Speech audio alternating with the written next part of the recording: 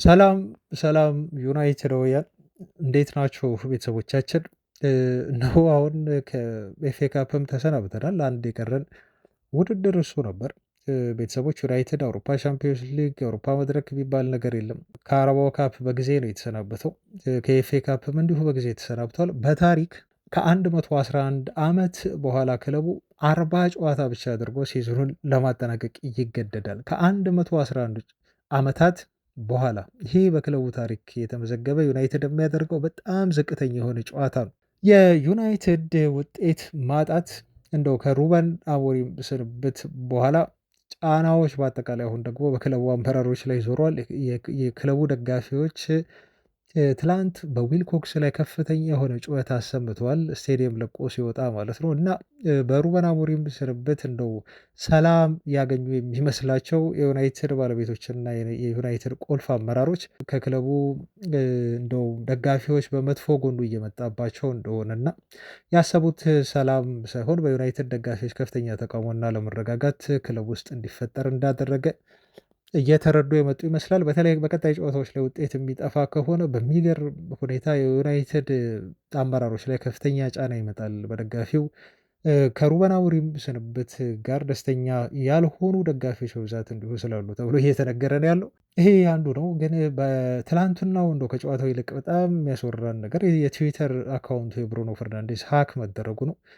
በዛ ላይ ፖስት ያደረጋቸው ነገሮች የኢኒዮሶችን ከዚህ እናስወጣቸው የሚል አይነት ፖስት ፖስቶ ብዙ መነጋገሪያ ነገሮች ተከስተዋል። ማን ሀክ አደረገው እና በዚህ ጉዳይ ላይ መረጃ አለኝ። የዩናይትድ ቅጥርን በተመለከተ ኢንተርቪውን በተመለከተ ዛሬ በይፋ ይታወቃል ተብሏል። ካሪክ አሁን ከፊት ተቀምጧል። ከወደ ስፔን ግን ሉዊስ ኤንሪኬ ዩናይትድን ለመያዝ እንደወሰነ የሚታመኑ የዜና ምንጮች እየዘገቡ ነው ያሉት። በነገራችሁ ላይ ከሪያል ማድሪድ ደግሞ አንድ ተጫዋች ይዞ ለመምጣት ይፈልጋል ተብሎ ተገልጿል። ያሉትን መረጃዎች እነኝህን አደርሳችኋለሁ። ሌሎችም መረጃዎች አሉኝ። ብቻ አብራችሁኝ የሆኑ ቤተሰቦች መልካም ቆይታ። ከ111 ዓመታት በኋላ ማንቸስተር ዩናይትድ በታሪኩ ለመጀመሪያ ጊዜ ከ111 ዓመታት በኋላ ቤተሰቦቻችን በአንድ ሲዝን 40 ጨዋታ በማድረግ ዩናይትድ ታሪክ ሰርቷል ማለት ነው። በዚህ ሲዝን ተረጋግጧል። ይሄ በክለቡ ታሪክ በፍጹም ታይቶ የማያውቅ እንደው በእኛ የደጋፊነት ዘመን አይደለም ከዛሬ 111 ዓመታት በፊት ነው ያልኳቸው ዩናይትድ ከ40 በላይ ጨዋታዎችን ማድረግ የቻለ ቡድን ነው። በብዛት በአውሮፓ ሻምፒዮንስ ሊግ ክለቡ ተሳትፎ ነበረ ይሳተፍ ነበረ። ኢቨን በአውሮፓ መድረክ እንኳን ባይሳተፍ ዩናይትድ ወይ የኤፍኤ ካፕ እንዲሁም የካርሊን ካፕ ተሳታፊ ነበር ማለት ነው። ከመጀመሪያዎቹ ዙር ጨዋታዎች ዩናይትድ ይጫወታል፣ ያልፋል አብዛኞቹን የመጀመሪያ ዙር ጨዋታዎች። ከዛ በኋላ ወይ ሁለተኛ ዙር ላይ ወይ ሶስተኛ ዙር ላይ ሊሆን ይችላል የሚወድቀው እና ክለቡ ብዙ ጊዜ ከ40 በላይ ጨዋታ ያደርግ ነበር ማለት ነው። ይሄ ታሪክ አሁን ትላንት በኦልትራፎርድ ነው እንግዲህ በመጥፎ ሁኔታ የተመዘገበው። ዩናይትድ 40 ጨዋታ ብቻ አድርጎ ሲዝኑን ያጠናቀቃል። ይሄ ተረጋግጧል ቤተሰቦቻችን 100% እና 38 ጨዋታዎቻችንን በፕሪሚየር ሊግ እናደርጋለን። እንዲሁም ሁለቱን ጨዋታዎች ደግሞ እንደተመለከታችሁት በካራባኦ ካፕ በግሪምስቤ በሚባል ቡድን በጣም አሳፋሪ የሆነ ሽንፈት ደርሶብን ከዚህ ውድድር ውጭ ሆነናል። ከዛ ደግሞ ትላንት እንግዲህ ኤፍኤ ካፕ ላይ በተመለከታችሁት መልኩ በብራይተን ተሸንፈን በጊዜ በጣም በጊዜ ገና ከውድድሩ ውጭ ሆነናል ማለት ነው። ስለዚህ ከ40 ጨዋታ በላይ ልናደርግ አንችልም ማለት ነው። ይሄ በዩናይትድ ታሪክ የተመዘገበ በጣም በጣም መጥፎ የሆነ ታሪክ ነው ማለት ነው። እንግዲህ አሁን ስለ ማንቸስተር ዩናይትድ እንደው ማውራት በራሱ ቤተሰቦቻችን ስለ ችግሩ ማውራት በጣም ተደጋጋሚ ከመሆኑ የተነሳ እንደው ችግሩንም እየተላመድነው ውስጣችን ደማችን ውስጥ ያለና አክሰብት ያደረግነው ነገር እስከ መሆን ደረጃ ድረስ ደርሷል። ቤተሰቦቻችን አሁን በትላንቱ ጨዋታ ስለ ጨዋታው ብዙ ለማውራት አይደለም፣ ግን ከትዝብታችን እንደው ክለቡ ወዴት እየሄደ ነው፣ ወዴት እያመራ ነው የሚለውን ለመመልከት ነው ይህን ቪዲዮ እንዲሁ የሰራሁላችሁ። የክለቡ አካሄድ አሁንም ቢሆን እንዳልተቀየረና የክለቡ ቀጣይ ዕጣ ፈንታ ስለመሻሻሉ እርግጠኛ መሆን እንዳንችል ነው ያደረገን። አሁን ባሉ የክለቡ አመራሮች ላይ በተለይ ማለት ነው በሚወስዷቸው አንዳንድ እርምጃዎች ማለት ነው። የአውሮፓ እግር ኳስ የለም በዩናይትድ ቤት። ስለዚህ ክለቡ በጣም ብዙ ገንዘብ አጥቷል። በተለይ አምና ሻምፒዮንስ ሊግ ሚስ በማድረጉ የአውሮፓ መድረክ ላይ ባለመሳተፉ ከስቴዲየም ገቢ የሚያገኘው ከፍተኛ የሆነ ገንዘብ ቀርቶበታል። አሁን ደግሞ ከካራባኦ ካፕ በጊዜ ወጥቶ እንዲሁም ከኤፍኤ ካፕ በጊዜ ተሰናብቶ ክለቡ በሜዳው እና እንዲሁም ከሜዳው ውጭ ማግኘት ያለበት በስቴዲየም በየጨዋታዎቹ የሚያገኛቸው ከ3 ሚሊዮን እስከ 5 ሚሊዮን ፓውንድ የሚጠጉ ገንዘቦችን ክለቡ አጥቷል ወይም እያጣ ነው ማለት ነው። ስለዚህ ይሄ ነገር ደግሞ በኋላ ላይ በክለቡ ግንባታ ላይ በክለቡ ትርፋማነት ላይ ከፍተኛ የሆነ ችግር ሊያመጣ የሚችል ነገር እንደሆነም ግልጽ ነው ማለት ነው። እና የዩናይትድ የትላንት ሽንፈት አይ ቲንክ ይበልጥ የሚያጋልጠው የክለቡን ባለቤቶች ነው እና አመራሮች የወሰኑትን ውሳኔ ነው። በተለይ ሩበን አሞሪም አሁን ከቡድኑ ጋር ባለመኖሩ እና በመሰናበቱ ምክንያት ብዙ ነገሮች አሞሪምን የሚቀሉት ነው እኔ የሚመስለኝ። አንዴ ተገላግሏል እሱ ተሰናብቶ። ስለዚህ አሁን ቀጣይ የክለቡ ደጋፊ ታርጌት የሚሆኑት በቀጥታ የክለቡ ባለቤቶች ናቸው። በተለይ ውሳኔ ላይ የተሳተፉ ሩበን አሞሪምን ለማሰናበት ተሳትፎ የነበራቸው እነ ዊልኮክስን የመሳሰሉ የክለቡ ቁልፍ ባለስልጣናት አሁን በቀጥታ በደጋፊዎች ታርጌት ተደርገው ጫናው ከአሰልጣኝ ይልቀቅልን አሞሪም ከዩናይትድ ይውጣ ከሚለው ተላቆ አሁን የክለቡ አመራሮች ላይ እና የክለቡ ባለቤቶች ላይ ሆኗል ማለት ነው። የዩናይትድ ደጋፊዎች ዘመቻ ብዙ ማህበራዊ ድረገጾችን እንደዚሁ ስታዘብ ነበር ማለት ነው። እና እውነት ለመናገር በጣም ያሳዝናል። የማንቸስተር ዩናይትድ ጎሎች የሚቆጠሩበት መንገድ በጣም ኢዝሊ ነው ጎል የሚቆጠርበት በየትኛውም ቲም። ኦልድ ትራፎርድ ከዚህ በፊት እጅግ አስፈሪው የትኛውም ቡድን መጥቶ ማንቸስተር ዩናይትድን በኦልድ ትራፎርድ መግጠም የሚፈራበት ገና ጨዋታው ሳይጀመር ተሸንፎ የሚገባበት ስቴዲየም ነበር። አሁን ያ ታሪክ ሆኖ ቀርቷል። ቤተሰቦቻችን ኦልድ ትራፎርድ ሲመጡ የትኛውም ቲሞች ዩናይትድ ላይ ጎል ማስቆጠር እንደሚችሉ አምነው ከሜዳውም እንዲሁ ከጨዋታው ነጥብ ይዘው መውጣት እንደሚችሉ እያሰቡ ነው የሚጫወቱት ማለት ነው። ስለዚህ ዩናይትድ ተጫዋቾች ደግሞ ሌሎች ቡድኖች ይዘው የሚመጡትን ሜንታሊቲ ጨዋታን የማሸነፍ ፍላጎት እንዲሁ በላይ ይዘው ስለሚመጡ ከዩናይትድ በላይ ነጥቦችን ይወስዳሉ፣ ጎሎችን እንዲሁ ያስቆጥራሉ እና በጣም ቀላል ቡድን አድርገውታል ማንቸስተር ዩናይትድን ማለት ነው። ያንን ነው ትላንትም እንግዲህ የተመለከትነው እና አሰልጣኝ ቢቀየር ኢንትሪም ማናጀር በዩናይትድ ቤት ቢመጣ ያለው ችግር በጣም ስር የሰደደ መሆኑን ነው የትላንት ውጤት የሚያመላክታቸው። ቤተሰቦቻችን መሰረታዊ የተባሉ የክለቡ ችግሮች አልተቀረፉም። አንዱ በአንደኛው ጨዋታ ስህተት ሲሰራ ሌላኛው ተጫዋች ደግሞ የግብ ጠባቂ ሊሆን ይችላል በሌላኛ ቀን ስህተት ይሰራል ማለት ነው። ወይ ተከላካዩ በሆነ ቀን ደግሞ ስህተት እንዲህ ይሰራል እና ሁሌም በስህተት ቲሙ ነጥቦችን እየጣለ እየተሸነፈ በዚህ መልኩ በጣም የከፋ ሲዝን ለማሳለፍ በጣም እንደው የተቃረበን ነው የሚመስለኝ። እኔ ከአምናው ዩናይትድ የሚለይበት ምንም ነገር እየተመለከትኩ አይደለም። እንደውም አምና ጥሩ የተጓዘን ይመስለኛል። በአውሮፓ መድረክም እንዲሁ ጥሩ እስከ ፋይናል ድረስ ስለደረስን በኤሮፓ ሊጉ ምንም እንኳን ፋይናሉን ባናሸንፍም ግን በጣም ተስፋ የሚሰጥ ነበር። እስከ ሲዝኑ ፍጻሜ ድረስ ቡድኑም በጉጉት ስንከታተል ነበር። ምክንያቱም ኤሮፓ ሊጉን እንበላለን ብለን ተስፋ አድርገን ስለነበረ እስከ ሲዝኑ መጨረሻ ድረስ በቡድናችን ተስፋ ሳንቆርጥ አምና ቲሙን ተከታትለናል፣ ደግፈናል ማለት ነው። ዘንድሮ ግን ነገሮች ስትዋቸው በሙሉ ተስፋ የሚያስቆርጡ ነው የሚመስሉት። አሁን ያለው ክለቡ እየሄደበት ሊወስድ ያሰበውን እርምጃ በአጠቃላይ ስታየው ነው ይበልጥ እንደው ክለቡ ከዚህ በኋላስ የተሻሻለ ውጤት አምጥቶ በአውሮፓ መድረክ ሊሳተፍ ይችላሉ ብላችሁ ጥያቄ ስታነሱ ለራሳችሁ የምታገኙት ምላሽ አይምሯችሁ የሚሰጣችሁ አበረታች የሆነ ምላሽ አይደለም እና ዩናይትድ እስከ 6 ጨርሶ ወደ አውሮፓ መድረክ የሚያሳትፈውን ዩሮፓ ሊግ ወይ ኮንፈረንስ ሊግ ወይ ሻምፒዮንስ ሊግ የሚያሳትፈውን ደረጃ ይዞ ሊያጠናቅቅ ይችላል ብላችሁ ማመን በጣም ነው የሚከብዳችሁ። አንሪያሊስቲክ መሆን ነው ቤተሰቦቻችን። እና ለምንድን ነው ይሄን ያልኳችሁ? ምክንያት አለኝ። አሁን ምክንያቱን እንዲሁ አስረዳችኋለሁ።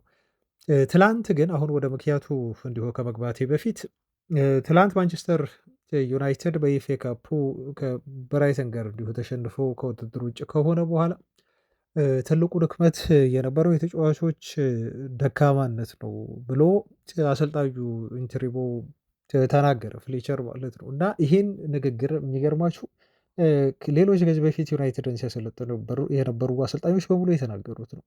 ራፍ ራኒክ ሲናገረው ነበር፣ ከዚህ በፊት ሩበን አሞሪም ሲናገረው ነበር። የዩናይትድ ተጫዋቾች በቃ ፍራጃይል ናቸው፣ በጣም ደካማ ናቸው ብለው የመፋለም ፋይት የማድረግ ስፕሪታቸውን ኩዌሽን አድርገው ሜንታሊቲያቸውን ሁሉ ጥያቄ ውስጥ አስገብተው ነው ሲተቿቸው የነበረው ማለት ነው። እና አሞሪምም በዚህ መልኩ ተችቷቸዋል። ኢንቴንሲቲ ይጎላቸዋል፣ እንደው ከልባቸው አይደለም የሚጫወቱት ማለት ነው። በጣም በትልቅ ፍላጎት እና ጨዋታን ለማሸነፍ ባለ ጉጉት አይደለም ልጆቹ የሚጫወቱት ብሎ ሲተቻቸው ነበር። ሶልሻየር ትላንት ከሁለት ጨዋታ በኋላ ፍሌቸር ይሄን ከሁለት ጨዋታ በኋላ መድገቡ አስተያየቱ መስጠቱ በዚህ መልኩ እኔ በጣም ያስገረመኝ ነገር ነው ማለት ነው። ከትላንቱ ጨዋታ እንደዚሁ የታዘብኩት በጣም ፖዘቲቭ የሆነ ነገር እንውሰድ ከጨዋታው ካልን ሼሽኮ በድጋሚ በሁለት ተከታታይ ጨዋታዎች ጎል ማስቆጠሩ ነው።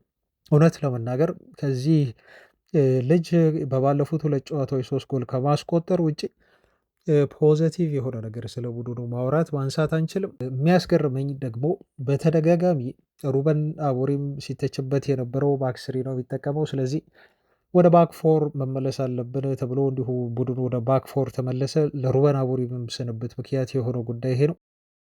ነገር ግን ወደ ባክፎርም ቡድኑ ተመልሶ ደግሞ ስህተት እንደሚሰራና ጎል እንደሚያስቆጥርበት እንደዚሁ አየን። የማንቸስተር ዩናይትድ ኮቢ ሜኖን በሩበን አሞሪም ስል በድሎታል እና ተጫዋቹን እያጠፋው ነው ተብሎም እንዲሁ አሞሪም ሲተችና ለስንብቱ እንደ ዋነኛ ምክንያት ባይሆንም ግን አስተዋጽኦ ካበረከቱ ጉዳዮች መካከል አንዱ ነበር። ያው ኮቢ ሜኖ ትላንት ቋሚ ሆኖ ተሰለፈ፣ ግን እንደማይሰራ ፎርሙላው በትላንቱ ጨዋታ ብዙ ውጤታማ እንዳልሆነ ተመለከትን ቤተሰቦቻችን። ከዛ ውጭ ብሩኖ ፈርናንዴዝ እንደው በ10 ቁጥር ቦታ ነው መሰለፍ ያለበት እና በጣም እየባከነ ነው ብሩኖ ብለን ሩበን አሞሪም ላይ እኛም ጭምር እንዲሁ ትችት ሰነዘር። ብሩኖ ፈርናንዴዝ በሚፈልገው በ10 ቁጥር ቦታ እንዲሁ እንዲጫወት እንዲሰለፍ ተደረገ፣ ግን ቡድኑን አሸናፊ ሊያደርግ አልቻለም። ከዛ ውጭ አሞሪም ትኩረት እየሰጠ አይደለም ለዩናይትድ ታዳጊ ተጫዋቾች ያሉትንም እያጠፋ ነው እና አዳዲስ ታዳጊ ልጆችን አሞሪም ፕሮሞት ማድረግ ተስኖታል ተብሎም የዩናይትድን ባህል ካልቸር አሰልጣኙ እያበላሸ እንደሆነ ተገለጸ እና በሰሞኑ ጨዋታዎች እንዲሁ ሼሌሲ መሰለፍ ጀመረ። አሁን የዚህ ልጅ ተጫዋች መሰለፍ የዩናይትድ ትልቁ ችግር ነው፣ ስህተት ነው ማለት አይደለም ቤተሰቦቻችን። እንደውም በጣም ጥሩ ተስፋ ያለውን እንቅስቃሴ እንዲሁ አሳይቷል። በዩናይትድ ያለፉት ሁለት ጨዋታዎች የትላንትም ጨዋታ ላይ እንዲሁ ከመውጣቱ በፊት በጣም አስፈሪ የክንፍ ተጫዋች ይመስል ነበር ሌሲ።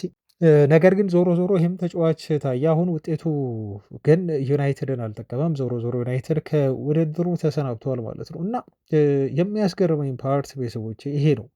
ዩናይትድ ሁል ጊዜ አሰልጣኝ እንዲሁ እንተቻለን እኛንም ጨምሮ ዩናይትድ ደጋፊዎችን ማለት ነው እኔንም ጨምሮ እና ይሄ ነገር መቀየር አለበት ብለን አስተያየት እንሰጣለን እና ቀደም የክለቡ ደጋፊዎች በስፋት የጠየቁት የክለቡ አመራሮችም አሰልጣኙ እንዲቀይር ያስገደዱት ሁሉም ነገር ሆኖ ግን ቡድኑ ምንም ማድረግ እንደማይችል እና ቡድኑ ስቲል በጣም ደካማ እንደሆነ ነው የምንረዳው። ኢቨን የብራይተን እንኳን ቤስት 11 ተጫዋቾች ባልገቡበት ጨዋታ ሲቸገር ቡድኑ ተመለከተን ማለት ነው እና አያቸው የዩናይትድ ችግር በጣም መሰረታዊ ነው። ስር ነቀል የሆነ ለውጥ ነው ዩናይትድ የሚያስፈልገው። በአንዴ የሚቀየር ቡድን አይደለም። በጣም ጊዜ የሚፈልግ ብዙ ተጫዋቾች ክለቡን ለቀው ብዙ ተጫዋቾች እንደው አዲስ ሜንታሊቲ ያላቸው ተጫዋቾች ለማሸነፍ ጥሩ ስነልቦና ይዘው የሚመጡ ልጆች መፈረም ያሉበት እና በርካታ እንግዲህ ፍራጃይል ያሏቸው ተጫዋቾች ደካማ ተጫዋቾች በጥሩ ኢንቴንሲቲ የማይጫወቱ ተጫዋቾችን ከክለቡ አሰራብቶ ሌሎች ተጫዋቾችን ማምጣት መቀየር እንደሚያስፈልገው ዩናይትድ ያመላከተበት ይመስለኛል። በደንብ ጎማ መቀየር አለበት ዩናይትድ፣ ዘይቱን መቀየር አለበት። አለበለዚያ የተበላሹ ነገሮች ከአሰልጣኝ ስንብትም በላይ ናቸው። የዩናይትድ ችግር ትልቁ ችግር ያለው ተጫዋቾቹ ጋር ነው፣ አሰልጣኞች ጋር እንዲሁ ሳይሆኑ ማለት ነው፣ ወይንም ደግሞ ሲስተም ጋር ሳይሆኑ ማለት ነው እና ባድ የሆነ ሜንታሊቲ አለ እኛ ያላየነው ምናልባት ተጫዋቾቹ የሚያውቁት እና በእነሱ ውስጥ ያለ ይሄ ዊክ የሆነ ሜንታሊቲ ክለብ ውስጥ የተፈጠረ እና ፋይቲንግ ስፕሪታቸውን የሚጎዳ በጣም ደካማ የሆነ መንፈስ አለ። ያ መንፈስ ምን እንደሆነ እኔ አላውቅም ቤተሰቦች እንጂ ክለቡ ውስጥ ያለው ነገር በአጠቃላይ የአሰልጣኝ ችግር እንዳልሆነ ነው እኔ ትላንት የተገነዘብኩት። እና አሰልጣኝ ቢቀያየር ማንቸስተር ዩናይትድ ቤት ለውጥ በቀላሉ እንደማይመጣ ኢቨን በጣም ትልቅና ጥሩ አሰልጣኝ እንኳን ቢቀጠር ጊዜ እንደሚፈልግ ይሄን ዩናይትድ ለማሻሻል ጊዜ እንደሚፈልግ ነው እኔ የተረዳሁት ማለት ነው። የዲያጎ ዳሎትን የሳታቸውን ኳሶች መመልከት ብቻ በቂ ነው። የሳተውን ኳስ በጣም ኢዚሊ ቺፕ አድርጎ ማስቆጠር የሚችለውን ኳስ እንዴት አድርጎ ኳሱን እንዳመከነው ተመልክታችኋል ቤተሰቦቻችን። እና በጣም በጣም በጣም የዩናይትድ ችግር ስር የሰደደ ነው። በሩበን አሞሪም ቢሰነበት የሚፈታ ነገር የለም። እንዲሁም በአዲስ ኢንትሪም በምንለው ቀጣይ ይቀጠራል ተብሎ በሚወራውና ቀጣይ ዜና በያስኩላቸው አሰልጣኝም የዩናይትድ ቡድን ሚራክል መስራቱ ያጠራጥራል እና ክለቡ በጣም ትልቅ አደጋ ላይ ነው የሚለው እንግዲህ ከትላንት ጨዋታ የታዘብኩት ነው። ቤተሰቦች እናንተ ስለ ጨዋታው የታዘባችሁትን አስተያየቶቻችሁን እንዲሁ በኮሜንት አስፍሩ። እኔ ጋ መረጃዎች አሉኝ። አሁንም አብረን እንቀጥላለን። አብራችሁኝ ሁኑ። ስለ ጨዋታው እንደው የሆነ ነገር ማለት ስላለብን ትዝብታችንን ከጨዋታው ውጭ ያሉ ትዝብታችንን በክለብ ውስጥ የተፈጠሩ ነገሮችን በዚህ መልኩ ተመለከትን። ትላንት ያስገረመኝ ነገር ምንድን መሰላችሁ? ወደ ቀጣይ መረጃ ከማለፍ በፊት የብሩኖ ፈርናንዴዝን መረጃ ነው የያዝኩት። ሰር አሌክስ ፈርጉሰን ተገኝቶ ሲከታተል ነበር። ከጎኑ ማን ተቀምጦ ነበር? ፖል ስኮልስ እና ኒኪ በት ነበሩ ከጎኑ። ይሄ ዋይ ለምን የሚለው ትንሽ ራሴን እንዲሁ ተች ያደረገኝ እና አይ ቲንክ የሆነ ጥያቄ ራሴን መጠየቅ ፈለኩኝ። ለምንድን ነው በእንደዛ መልኩ ሩበን አሞሪምን ሲተች የነበረው? በእንደዛ መልኩ ሩበን አሞሪምን ሲያብጠለጥሉት የነበሩ ሁለት ሌጀንዶች ናቸው እና ኦልድ ትራፎርድ ተጋብዘው እሱ በተሰናበተበት ጨዋታ የመጀመሪያው ኦልድ ትራፎርድ ጨዋታ ላይ እሱ ከተሰናበተ በኋላ በተደረገው ጨዋታ ተገኝተው ዩናይትድን እንዲሁ መከታተል ቻሉ ማለት ነው ተጋብዘው። እና እንደው ከሩበን አሞሪም ትችት አሰልጣኙ አይችልም ይውጣ ማንቸስተር ዩናይትድን ይልቀቅ ከሚለው ጎን ዩናይትድ ሰዎችና አመራሮች እንደው ድጋፍ ይኖር የሆነ ብዬ ስፔኩሌት እንዳደርግ አይምሮዬ እንደዚህ እንዲያስብ ነው የሆነው። አውቃለሁ ይሄ ደርቴ ሀሳብ ነው ቤተሰቦቻችን፣ እንደው ሊያስጠላ ይችላል ግን ገርሞኛል ብቻ በቃ ሩበን አሞሪም ከተሰናበት በኋላ መጥቶ እነ ኒኪ በትም እነ ፖል ስኮልስም ተጋብዘው ከሰር አሌክስ ፈርጉሰን ጎን ሆነው ጨዋታውን የዩናይትድን በዚህ መልኩ እንዲሁ መከታተላቸው በጣም ስላስገረመኝ ነው። አንድ ነገር ይሄ ከታዘብኩት ከትላንት ጨዋታ ለምን ሩበን አሞሪም እያለ እኮ ሰፖርት ማድረግ እኮ ይቻል ነበር። ቤተሰቦቻችን ዩናይትድን መጥቶ ጨዋታ መከታተል፣ ስለ ሩበን አሞሪም ቡድኑ ስለሚሻሻልበት መንገድ አስተያየት መስጠት እኮ በጣም ይቻል ነበር። ሲምፕሊ አሁን በዛ ጉዳይ አልመለስም። ወረደ አንድ ሩበን አሞሪም ተባሯል። ግን የታዘብኩት ነገር ነው እኔ አይምሮ ውስጥ የመጣ ነገር ስለሆነ ነው እንደው ይሄ ልናገር ብዬ። ከዛ ውጪ ማነሳው ነገር ደግሞ ምንድነው የባነር ነው። ደጋፊዎች ባነር ይዘው ገብተው ሰር ጂም ራትክሊፍ እንኳን የዩናይትድን ችግር ፊክስ አያደርገውም ብለው ይሄን ባነር እንዲሁ በኦልድ ትራፎርድ እንዲታይ አድርገዋል ማለት ነው። ምስሉን ተመልክታችሁት ከሆነ ቤተሰቦች አላውቅም። እና አሁን ምን እንደገባኝ ታውቃላችሁ? አሞሪም ከተሰናበተ በኋላ ከዚህ በፊት ዩናይትድ ውጤት እያጣ ሲሄድ ብዙ ትችቶች የሚመጡት ብዙ ትኩረት የሆነው ልብ በሉ አንደኛ በአሞሪም ላይ ነው። ብዙ ጫናዎች የነበሩት ሩበን አሞሪም ክለቡን ይልቀቅ ይልቀቅ ይልቀቅ ይልቀቅ የሚሉ አሞሪም ከክለቡ እንዲሰናበት ግፊት የሚያደርጉ በርካታ የደጋፊዎች ጩኸት ነበሩ። ከነኛ የደጋፊዎች ጩኸት ውስጥ ደግሞ ትልቁን ድርሻ የሚይዘው ታውቃላቸው ሌጀንዶቹ ናቸው። እኔ በጣም በመጥፎ እንደው ክለቡን እየጎዱ ያሉ የክለቡ ችግር ናቸው ብዬ የምጠቅሳቸው ናቸው። አንድ የሞሮኮ ተጫዋች ሰሞኑ እንደውም የሰጠውን አስተያየት ሰምታችኋል አይደል? ላስታወስኩት እንደዚህ ሲል ማንቸስተር ዩናይትድ ሰር አሌክስ ፈርጉሰን ከለቀቀ በኋላ ክለቡ ጤነኛ የሆነ አይመስለኝም። ክለቡ ውስጥ በጣም በርካታ ችግሮች አለ አለ። ስለ ማዝራዊ የዩናይትድ ጉዳይ ተጠይቆ ነው እንደው ጥሩ ነገር እመኝለታለሁ ስለ ዩናይትድ ብሎ ልጁ ሲናገር እንደዚህ ያለው የሞሮኮ ብሔራዊ ቡድን ተጫዋች ነው፣ ስሙን አላስታውስም። እና ለማንቸስተር ዩናይትድ ችግር ከሆኑ ጉዳዮች መካከል አንደኛው አድርጌ ነው የምወስደው የቀድሞ የክለቡ ሌጀንድ ተጫዋቾች የሚሰጡት አስተያየት ነው ብሎ ነው የተናገረው ይሄ ተጫዋች። በቃ ዩናይትድን በጣም ይከታተላል ማለት ነው በቅርበት ምን ያህል መርዝ እንደሚረጩ፣ የክለቡ አሰልጣኝ እንዳይረጋጋ እንደሚያደርጉ፣ ደጋፊውና አሰልጣኝ እንዳይግባባ እኮ ነው የምላችሁ። ሊትራሊ ደጋፊውና አሰልጣኙ እንዳይግባባ ነው ንግግራቸው በሙሉ መርዝ የሚረጭ ንግግር ነው የሚረጩት ማለት ነው። እስቲ ማንን ጠቀመ? እንደዛ በመናገር እንደው ማንቸስተር ዩናይትድን ውጤታማ አድርጎታል፣ ክለቡን እንደው እንዲቀየር አድርገዋል ወይ የሚለው ጥያቄ ታነሳላችሁ። በቃ ምንም የሚፈይደው ነገር የለም። ክለቡን ከመጉዳት ውጭ ክለቡን ይበልጥ ውጤታማ እንዳይሆን ከማድረግ እንዳይረጋጋ ቀውስ ውስጥ ከመክተትና እንደው በዚህ መጥፎ የሆነ ድባብ ቲሙ እንዲቀጥል መልበሻ ቤት እንዲከፋፈል ከማድረግ ውጭ የቀድሞ ሌጀንድ ተጫዋቾች ለዩናይትድ አንድ የሚጠቅም ንግግር፣ ክለቡን የሚያበረታታ ንግግር፣ ፖዘቲቭ የሆነ ኢነርጂ የሚያመጣ ንግግር ተናግሮ አያውቅም። ያንን ያሉ የሞሮኮ ተጫዋች ቤተሰቦች እና የእሱ አስተያየት አሁን ትዝ ብሎ ነው በጣም ትክክል ስለመሆኑ ዩናይትድን እንደው እያስቸገረው ያሉ ከፍተኛ የሆነ ፕሬዠር ተጫዋቾች ላይ አሰልጣኝ ላይ ጫና በማሳደር ንግግራቸው በጣም መርዝ የሆነ እንደ ሾክ የሚዋጋ ንግግር፣ አንዳንድ ጊዜ እንደው ሰብአዊነት እነኚህ ተጫዋቾች የላቸውም ወይ ብላችሁ እስክትጠይቁ ድረስ አሰልጣኞችን በጣም በከፋ በሰላ ትችት የሚተቹ ተጫዋቾች፣ የቀድሞ ሌጀንዶች በቃ የሆነ ነገር ሲሉ ደግሞ ሚዲያው ስለነሱ የሚያጮኸው ነገር፣ ደጋፊዎች ደግሞ በቃ ትክክል ናቸው እነሱ ያወሩት ነገር ትክክል ነው ብሎ የእነሱን ደግሞ ድምፅ እንዲሁ የሚያስተጋባላቸው ለክለቡ የማይጠቅም መርዝ የሚረጩ የቀድሞ ዩናይትድ ተጫዋቾች እንደሆኑና የክለቡ ትልቁ ችግር እንደሆኑ ይሄ ሞሮካዊ ተጫዋች የገለጸበት መንገድ እንደው በጣም ትክክል መሆኑን አሁን ይበልጥ እየተረዳችሁ ትመጣላችሁ ቤተሰቦቻችን። ምክንያቱም ለቲሙ ለውጥ አያመጣም። የትኛውም ክለብ ውስጥ የትኛውም ሌጀንድ ተጫዋች ያላቸው ክለቦች ከዚህ በፊት ጠቅሻቸዋለሁ። ባርሴሎና፣ የሲቲ በሉት ወይ ደግሞ የቼልሲ ሌጀንድ ተጫዋች የለውም እንደ ቤተሰቦቻችን። እነ ጆን ቴሪ የሉም ቼልሲ ቤት፣ እነ ሃዛርድ የሉም፣ እነ ፍራንክ ላምፓርድ የሉም። ሊቨርፑል ቤት ስቴቨን ጀራርድ ሌጀንድ ተጫዋች አይደል? በሊቨርፑል ቤት እነ ፈርናንዶ ቶሬስ ሌጀንድ አይደሉ? እንደው በእኛ እድሜ ብዙ በክለቡ ሰርተው በደጋፊዎች በጣም የሚወደዱ ተጫዋቾች እነው ባርሴሎና ቤት እነ ዣቪን የመሳሰሉ ሌጀንዶች አሉ አይደል? እነ ኢኔሽታ ለምሳሌ ኳስ ያቆሙ፣ እነ ሳሙኤል ኤቶ፣ እነ ሮናልዲኒዮ። እስቲ እነኚህ ተጫዋቾች ስለ ክለቦቻቸው ስለለቀቋቸው ክለቦች መቼ ነው መጥፎ ነገር እንደው አውርተው ለሚዲያ በቅቶ ክለባቸው እንዳይረጋጋ ሲያደርጉ የነበሩት በንግግራቸው ምክንያት? እስቲ አንድ አስታውሱ ቤተሰቦች። ጆን ቴሪ ስለ ቼልሲ ወጥቶ ተናግሮ ያውቃል?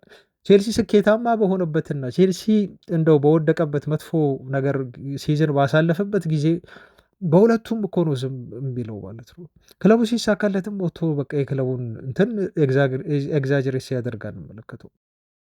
ፍራንክ ላምፓርድም እንደዚሁ በተመሳሳይ እነ ኮልን ብታየው ማለት ነው ትችት በጣም የሰላ ትችት አይሰጡም የቀድሞ ክለባቸው ላይ። ምክንያቱም ያውቁታል ውጤቱ ምን ሊሆን እንደሚችል ያውቁታል። ዩናይትድ ላይ አንድ የቀድሞ ሌጀንድ ብቻ አይደለም የሚተቸው እኮ 4፣ 5፣ 6 ናቸው። 4፣ 5፣ 6 ዋነኛ የእንግሊዝ ፕሪሚየር ሊግ ሚዲያውን የተቆጣጠሩ ጣቢያ ውስጥ የሚሰሩ ከጣቢያውም በሆነ ነገር ከተገለሉ በኋላ በሆነ ፐርሰናል ምክንያት ከተገለሉ በኋላ ደግሞ በግል ይሄ ምንድን ነው ፖድካስት በመክፈት እነዚህ ተጫዋቾች በዩቲዩብ ላይ እንደዚሁ ንግግራቸውን መናገራቸውን እንደዚሁ የቀጠሉ ናቸው ማለት ነው። እንደው አንድ ሌጀንድ ብቻ አይደለም 3፣ 4፣ 5 ናቸው ዩናይትድን እንዳይረጋጋ እያደረጉ ያሉት እና እኔም እንደ አንድ ትልቅ ችግር የማየው እንደው ተጫዋቾቹ በአንድ አፍ ተናገሩ ይባሉ ትልቁ የሚጠቅሱት የዩናይትድ ችግር ብለው እንደው የቀድሞ ሌጀንድ ተጫዋቾች የሚሰጡትን አስተያየት ነው የሚመስለኝ ማለት ነው። እና የዚህ የሞሮኮዊ አስተያየት ትዝ ብሎኝ ነው። አሁን ወደ ቅድም ሀሳቢ እንደሁ ስመለስ አሁን አሞሪምን በማግኘት የግሌዘር ቤተሰቦች ወይ እነ ዊልኮክስ በሏቸው አመራሮቹ በጣም ሰላም የሚያገኙ መስሏቸዋል። ሰላም የሚያገኙ መስሏቸዋል። አሞሪምን አሰናብተው ግን መልሰው ራሳቸው ላይ ገመድ እየጠመጠሙ እንደሆነ ራሳቸው የሚታነቁበትን እንደው ገመድ እያዘጋጁ እንደሆነ ነው እኔ አሁን እየተሰማኝ ያለው ማለት ነው። ክለቡ ወዴት እየሄደ ነው ብትሉኝ አሁን እንደው አሞሪም ከማንቸስተር ዩናይትድ ቤት መልቀቅ አለበት። በጣም ሪጅድ ሆነ፣ ጥብቅ ሆነ። አሁን እኔ አሞሪም በጣም መቆየት አለበት ብዬ እየተናገርኩ አይደለም። ከዚህ በፊትም ተናግሬዋለሁ። ታይሚንጉ አሞሪም የተሰናበተበት ጊዜ ትክክል አይደለም። አትሊስት ሲዝኑን መጨረስ መቻል ነበረበት እስከ ልዩነቱም ቢሆን አሰልጣኙ ብዬ ነው እኔ በግል የማምነው። ሲዝኑን ማጠናቀቅ መቻል ነበረበት እና የቱ ጋር አሞሪም እንደሚያጠናቅቅ ማየት መቻል አለብን። ምክንያቱም ኦፕሽኖች የሉንም። አሁን አሰልጣኝ እንቅጠር ብንልም ዩናይትድ ጥሩ የሆነ አሰልጣኝ እሱን በደንብ የሚተካ አሰልጣኝ ሊያመጣ አይችልም። ክለቡን አያረጋጋውም ብዬ ነው እኔ በግሌ ሳስብ እንደዚሁ የነበረው ከስንብቱ በፊት። ምክንያቱም ስንብቱ ብዙ አላስደሰተኝም፣ ብዙም እንዲሁ አልተከፋውበትም። ስንብቱ ከዚህ በጣም የባሰ ነገር ይመጣል ብዬ እንዲሁ ስላላሰብኩ ማለት ነው። አሁን እነሱ ያልተረዱት ነገርና ክለቡ እየሄደበት ያለው አቅጣጫ ምንድን ነው? አሞሪም ለቀቀ አሁን። ምክንያቱም የሁሉም ነገር ጥፋት አሞሪም ሲደረግ ነበር። በታክቲክ በአሰላለፍ ምክንያት በፎርሜሽን ምክንያት አንዱ እሱ ነው ሲጠየቅበት የነበረው ነው። ታዳጊዎችን ባለመጫወት ኮቢ ሜኑን በማስቀመጥ የግል ፐርሰናል ችግር አለበት ተብሎ እና ከስልጣን ጋር በተያዘ ከዊልኮክስ ጋር የገባበት አለመግባባት ለአሰልጣኙ ስርበት ምክንያት ሆነና በቃ አሰልጣኙ አሁን ተገለለ ማለት ነው። ስለዚህ እሱ ከተሰናበተ በኋላ ደጋፊዎች ሁሉም ትኩረታቸው ማን ይሆናል ማለት ነው?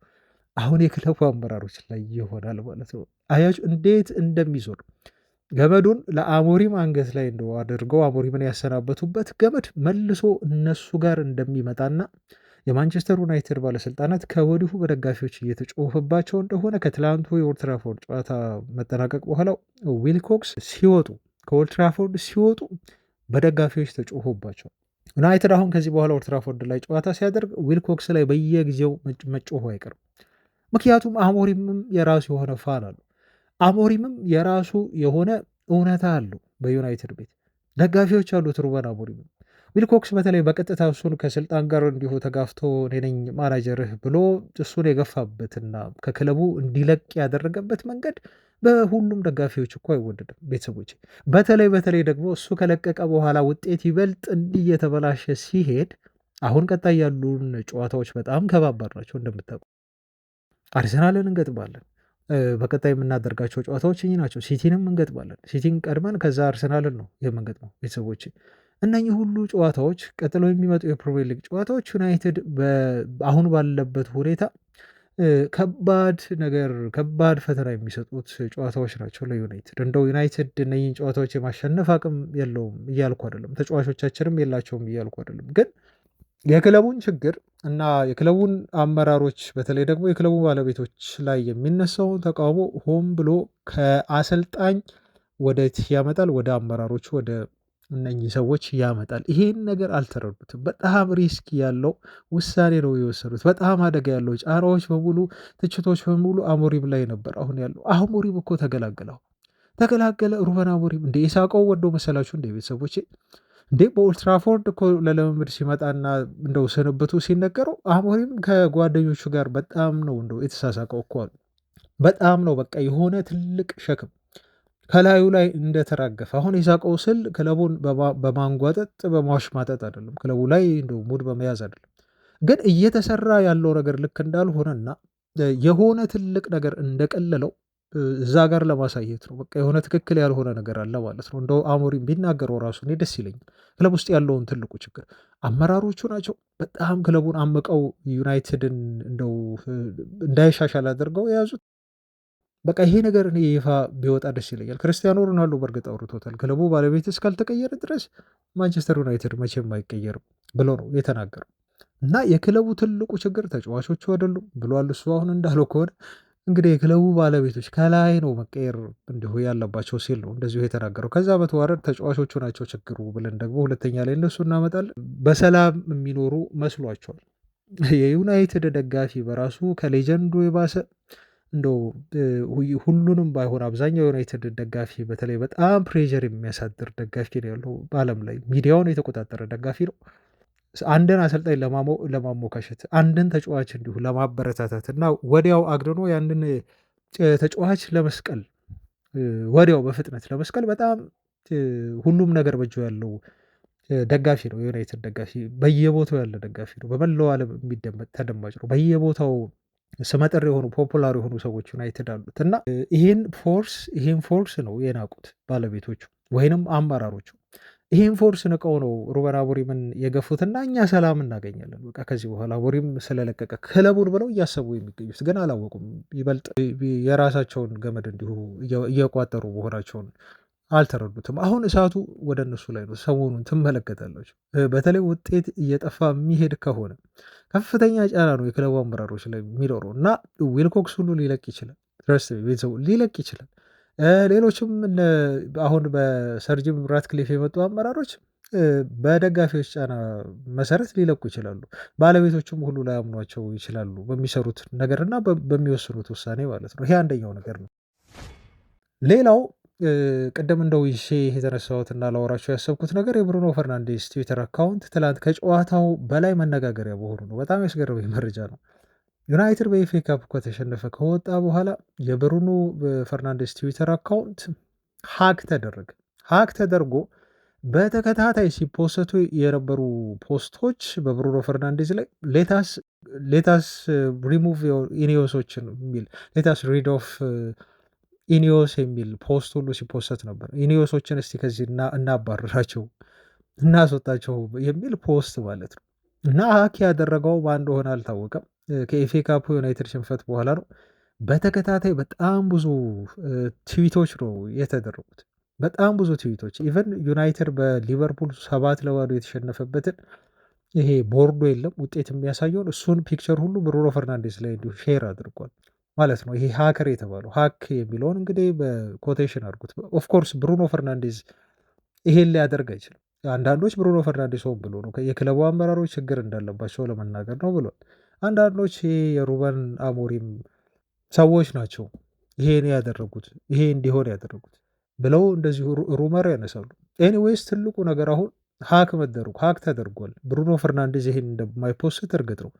እያንዳንዱ የተፖሰቱ ፖስቶች ግን ምን ያህል ዩናይትድ ችግር ውስጥ እንዳለ የሚያፌዝ ፖስት አላቅም ወይ ይሄ ሀከሩ ከማ ጋር ኮኔክሽን እንዳለው አላቅም። ቤተሰቦች ዩናይትድ ጠል በሆኑ ግን በደንብ አድርጎ ያስታውቃል። ዩናይትድ ጠል ብቻ አይደለም የኢኔሶችን እንዲሁ ጠል በሆኑም ያስታውቃል በደንብ የኢኔሶችና የግሌዘር አመራሮችን በቃ ከዚህ እናስወጣቸው እናባራቸው እነሱን እያለ ነው ፖስት ሲያደርግ የነበረው። አይ ቲንክ አሁን ብሩኖ ፈርናንዴዝ ትዊተር አካውንቱን ተቆጣጥሮታል ይመስለኛል እና ፖስቶቹ ተደልተዋል፣ ግን ስክሪንሾት ተደርገው ደግሞ የፖስተታቸው ነገሮች እንዲሁ ቀርተው መነጋገሪያ ሆነዋል። ከጨዋታው በላይ ያነጋገረው ትላንት ይሄ ነው የብሩኖ ፈርናንዴስ ትዊተር አካውንት ሀክ መደረጉና ሲፖሰቱ የነበሩ ፖስቶች ማለት ነው።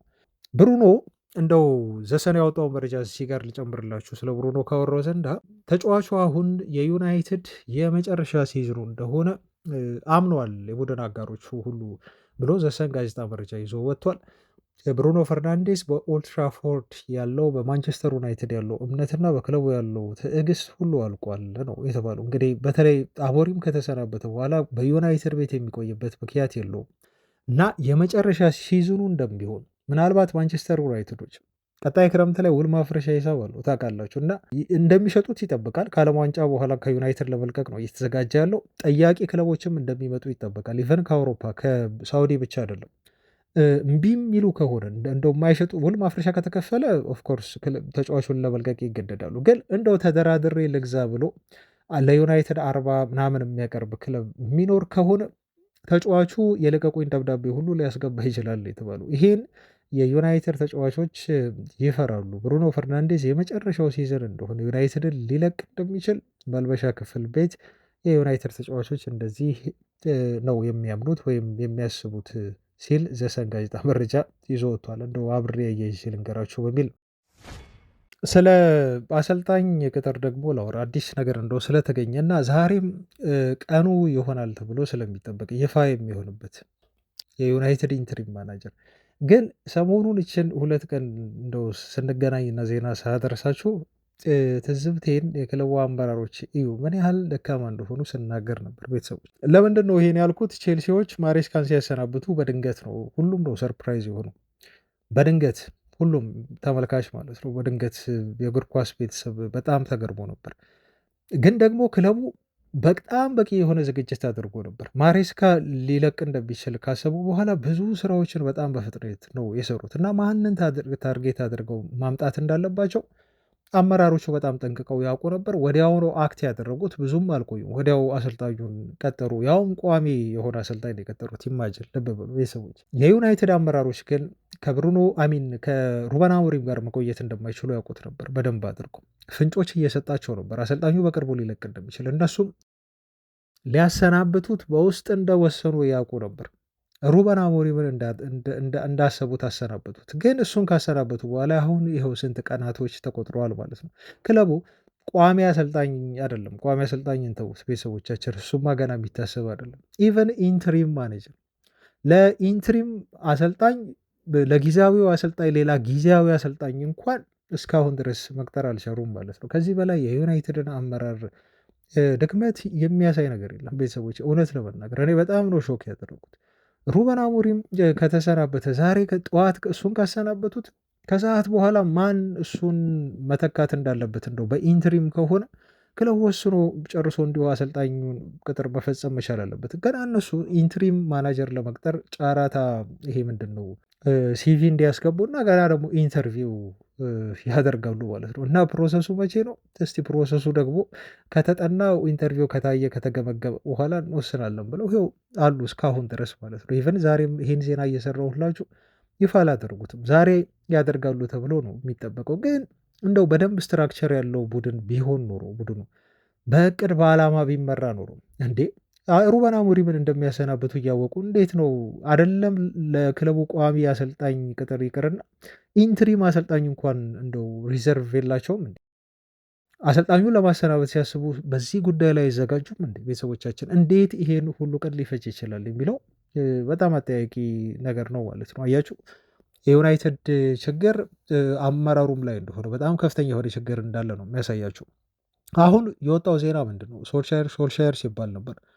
ፋብሪሶ ሮማኖ ደግሞ ባለፉት 12 ሰዓታት ላይ ከሶልሻየር ይልቅ ማይክል ካሪክ ነው ጥሩ የሆነ የመጣው ፋቨራይት ሆኗል በክለቡ ሰዎች ተብሎ ተነገረ ማለት ነው። እና ቃለመጠየቅ ሲያደርጉ ያው ያጫወት ያሉ ክለቡን እንዴት አድርጎ ሊታደግ እንደሚችል ምናምን ምናምን የሚናገረው ነገር አለ። ከታክቲክ ከሚጠቀመው ሲስተም አንጻር ሀሳቡን ብቻ ገልጿል። ሶልሻየርም ገልጿል፣ ማይክል ካሪክም ገልጿል ማለት ነው። እና የዩናይትድ አመራር የተባሉት እነ ዊልኮክስ እነ ቤራዳ ይበልጥ የተሳቡት በካሪክ ሀሳቦች ነው ከሶልሻየር ሀሳቦች ይልቅ በሚል ማይክል ካሪክን የዩናይትድ ቀጣዩ ኢንትሪም አሰልጣኝ አድርገው እስከ ሲዝኑ መጨረሻ ድረስ ለመቅጠር ተቃርበዋል እና ዛሬ ይፋ ሊያደርጉት ይችላሉ ብለው እንግዲህ የምናምናቸው የዜና ምንጮች ነው የተነገሩን። አናቅም ድንገታዊ የሀሳብ ለውጥ አድርገው ደግሞ ሶልሻየርን ሊቀጥሩት ይችላሉ። ግን በጣም ያስገረመኝ መረጃ ነው በዚህ ያህል ደረጃ መቆየታቸው በራሱ በዚህ ያህል ሳምንት ሙሉ የፈጀ ግምገማ ማድረጋቸው ኢንትሪም አሰልጣኝ ለመቅጠር በራሱ ያስገረመኝ ነገር ነው። እና አሁን እያሰብኩ ያለሁት እኔ እንደው ሩመር ነው የግሌ የራሴ አመለካከት ነው። እነሱ እያዩ ያሉት በአጠቃላይ በጣም ቺፕ የሆነውን ኦፕሽን ነው። አይ ቲንክ ኦሌ ጉናር ሶልሻየር የማንቸስተር ዩናይትድ ኢንትሪም ማናጀር ቢሆን ከማይክል ካሪክ በላይ በጣም ኤክስፔንሲቭ ይመስለኛል። እኔ በግል ሳስበው ግምት ነው። ቤተሰቦች እንደው መረጃ ባግኝቼ አይደለም ይህንን ያልኩት። በደሞዝም በሉት እስከ ሲዝኑ መጨረሻ ቢሆን ሶልሻየር የበለጠ በጣም ቺፕ ይመስለኛል። ማይክል ካሪክ ርካሽ የሆነ ነገር ነው ሊጠይቅ የሚችለው እና ከባድ የሆነ ውጪ ዩናይትድን ሊያስወጣ አይችልም። በአጠቃላይ ለ6 ወራትም ቢሆን ማለት ነው እና ዲማንዱ ምናልባት በጣም አነስ ያለ ሊሆን ስለሚችል ወደ ማይክል ካሪክ ይሄ የኢኮኖሚካል የሆነችዋን የሚያተርፈዋትን ነገር እስከ ሲዝኑ መጨረሻ ድረስ አይተው ወደ ማይክል ካሪክ እንዲሁ ያመዘኑ ነው የሚመስለኝ። እና አያችሁ ውሳኔያቸው በሙሉ እንደዚህ የክለቡን ባለቤቶች ጥቅም ያስከበረ ለክለቡ የሚጨነቅ ሳይሆን የክለቡን ባለቤቶችን ጥቅም ያስከበረ እና እነሱን በኢኮኖሚ ደረጃ የማይጎዳ አይነት ውሳኔ ነው ማለት ነው እየወሰኑ የመጡት። የማይክል ካሪክ ውሳኔ ያንን ነው የሚያሳየኝ እንጂ ለክለቡ ቢያስቡ እኮ ሁለቱንም መቅጠር ይችሉ ነበር። አንዱን ዋና አሰልጣኝ አንዱን ምክትል አድርገው ሲወራ እንደነበሩ አብረው እንዲሰሩ እኮ ማድረግ ይችላሉ። ለምንድን ነው ማስታወቂያ ማውጣትና ሁለቱን በተናጠልስ እንደዚሁ እንደ አሰልጣኝ አድርጎ ለመቅጠር ጨረታ ውስጥ ማስገባትስ ያስፈልገው? ቤተሰቦቻችን እስከ ለ6 ወር ነው። ለዚህ 6 ወር ወጪው ካላሳሰባቸው በስተቀር እየተረዳዱ እየተጋገዙ እንደውም ከቻሉ ከነኚህ ሁለት ሌጀንዶች ውጭ ደግሞ ሼሽኮን እንዲያግዘው ማን ነው ሩድ ቫን ኒስተልሮይን አብረው አምጥተው ሶስቱ እየተመካከሩ ዩናይትድን ክለቡን ቢይዙትና ቢያሰለጥኑት ምን ችግር አለው? አያችሁ እነሱ የሚፈልጉት በቃ እች ወጪ ቀነሷን ነው ማለት ነው። ወጪ ለመቀነስ ሲሉ ሶልሻየርንም አሁን እንትን ብለው ከእንደገና ቫን ኒስተልሮይንም እንደዚያው ከጨረታው እንዲህ ውጭ አድርገው ለካሪክ በቃ እሱ ብቻ ሰጥተዋት በቃ ማናጀር እሱ ሚን አሰልጣኝ ጊዜያዊ ተብሎ ተሰይሞ በቃ ሲዝኑን እንዲጨርስና ከዛ እንግዲህ ዋናው ትልቁ ወጪያችን ያለው ሰመር ላይ ስለሆነ ትልቅ አሰልጣኝ ሰመር ላይ ስለምንቀጥር ለዛ ኢነርጂ እና ገንዘብ እንደው እናትረፍ አይነት ነገር ነው ማለት ነው። አያችሁ ውሳኔያቸው። እኔ እንደዛ ነው የተረዳሁት የማይክል ካሪክን ነገር። እኔ ካሪክን አንደርሬት እያደረግኩ አይደለም፣ ከሶልሻየርም በጣም እያስበለጥኩኝ አይደለም። ግን እኔ በሆን የማደርገው እዛ ጋር እኔ በሶልሻየርንም ብቻ አይደለም ካሪክንም ብቻ አይደለም ኢቨን ቫን ኒስተልሮይንም ይጨምራሉ። በቃ ለ6 ወር እኮ ነው ክለቡን የሚይዙት። ተጋግዘው ግን ዩናይትድን የተሻለ ነገር እንዲሁ ቦታ ይዘው እንዲያጠናቅቅ ሊያደርጉት ይችላሉ ብዬ በግሌ ስለማስብ ነው። እና ይሄ ነው አንድ ስለ አሰልጣኝ ያለው ዛሬ የትኛውም ሰዓት ትሰማላችሁ ይህን ዜና እየሰራንም ባለንበት ሰዓት ማለት ነው። የሉዊስ ኤንሪኬን ጉዳይ በተመለከተ ደግሞ በጣም ጥሩ የሆነ ዜና ከሆነ አንድ መረጃ ወጥቷል ከስፔን። ይሄ የስፔን መረጃ ምን ይላል መሰላችሁ? የኤል ቺሪንጉዊቶ የሚባል የቴሌቪዥን ጣቢያ ነው እና በስፔን በጣም ታማኝ ነው። ብዙ አድማጮች አሉት። ብዙ ትልልቅ ኢንተርቪዎችን ያደርጋሉ ጋዜጠኞቹ። ከሚታመኑ የዜና ምንጮች መካከል አንዱ ነው ከስፔን እና ይሄ ትንሽ ሚዛን ስለሚደፋ ነው። የሉዊስ ኤንሪኬ ስፔናዊም ስለሆነ መረጃውን የማግኘት እድላቸው በጣም ሰፊ ነው እና ሉዊስ ኤንሪኬ ለቀጣይ ፈተና ተዘጋጅቷል እና ቀጣይ ፈተናውንም በሚገባ ለይቶ አውቋል። በሚቀጥለው የውድድር ዘመን ወደ ማንቸስተር ዩናይትድ መሄድ ይፈልጋል ሉዊስ ኤንሪኬ ብለው ገለጹ። ኤል ቺሪንጉዊቶዎች ነው ይሄን ያሉት። በጣም የሚያስደስት ዜና ነው እውነት ለመናገር። አሁን ዩናይትድ አመራሮች ይሄን አድቫንቴጅ ይሄንን በጣም ትልቅ የሆነ እድል ይወስዳሉ። ሉዊስ ኤንሪኬን ይቀጥሩታል። እሱ ሌላ ጉዳይ ነው ቤተሰቦቻችን። ሉዊስ ኤንሪኬ ግን ወደ እንግሊዝ መምጣት በዛ ላይ ደግሞ ማንቸስተር ዩናይትድን መያዝ ፍላጎት ካለው ሊቨርፑልም አሰልጣኝ እየፈለገ ሲቲም አሰልጣኝ እየፈለገ ይሄ ፍላጎት ካለው ዩናይትድ በጣም እድለኛ ነው። የክለቡ አመራሮች ይጠቀሙበታል አይጠቀሙበትም እሱ ሌላ ጉዳይ ሆኖ ሳለ ማለት ነው። እና ይሄን ዜና በመስማቴ እኔ ዛሬ ከኤል ቺሪንጉዊቶ በጣም ያስደሰተኝ ነገር ነው። ከስፔን እንደ ሌሎችም ጋዜጦች አሉ። ለምሳሌ ከሪያል ማድሪድ ሉዊስ ኤንሪኬ ሲመጣ ወደ ዩናይትድ ሮድሪጎን ማምጣት እንዲሁ ይፈልጋል ከሪያል ማድሪድ ብለው የተናገሩም አሉ። ሮድሪጎ በሪያል ማድሪድ ለሽያጭ የቀረበ ተጫዋች እንደሆነም ይታወቃል ቤተሰቦቻችን። እና እንደዚህ አይነት ሩመሮች አሉ። ይሄ ሩመር ጥሩ እንደ ጥሩ ዜና ከሆነ እንደው ወደ እናንተ ላድረስ ብዬ ነው። አንድ የተሰማ ጥሩ ዜና ነው ዛሬ። ቤተሰቦች ይህን ይመስላል የዛሬ መረጃ። አብራችሁኝ ስለነበራችሁ ከልብ አመሰግናለሁ። ነገ በአዳዲስ ጉዳዮች እንገናኛለን። እስከዛ ሰላሙ ባይ